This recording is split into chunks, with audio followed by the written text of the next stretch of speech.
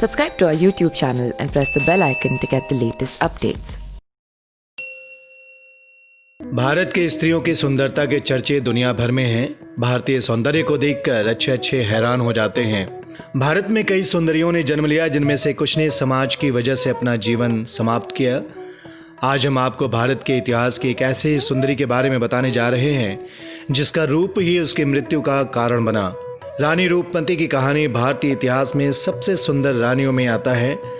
आज भी इतिहास में उनकी कहानी पढ़ी जाती है। मांडू के एक किसान की बेटी थी रूपमती, जैसा कि नाम से ही है। जैसा नाम था वैसा ही गुण भी था। वो बेहद रूपवान स्त्री थी। सुंदर होने के साथ साथ वो गायन कला में भी बहुत निपुण थी। मांडू के अंतिम स्वतंत्र शासक थे बाज बहादुर। उन्होंने भी रूपमती के बारे में सुना था। एक दिन उन्होंने रूपमती को अपने महल में बुलवा लिया और संगीत प्रस्तुति करवाई। राजा रूपमती के सौंदर्य और गायन से वो इतने प्रसन्न हुए कि उन्होंने उससे शादी कर ली। जब अकबर को रूपमती के सौंदर्य का पता चला तो वो भी उसे पाने की चाहत रखने लगा। उसने बाज बहादुर को पत्र लिखा कि रूपमती को उसकी सेवा में भेजा जाए। इस पर बाज बहादुर को बहुत गुस्सा आया और उसने अकबर को पत्र लिखा कि वो ऐसा नहीं कर सकता है।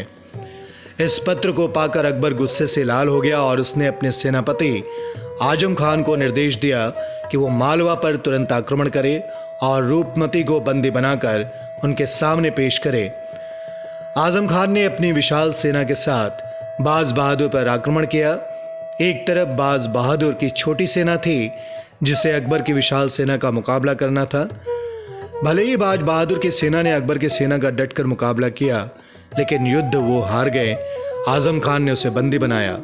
आजम खान जब रूपमती को ले जाने के लिए उसके पास आने लगा तो रूपमती ने विष खाकर अपनी जीवन लीला समाप्त कर ली।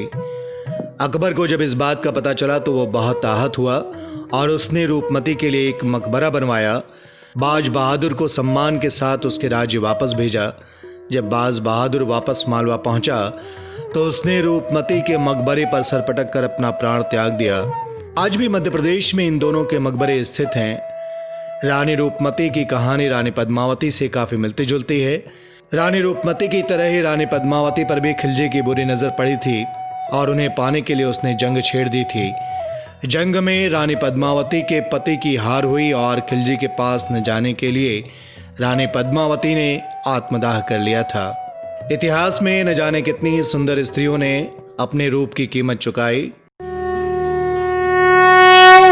Subscribe to our YouTube channel and press the bell icon to get the latest updates.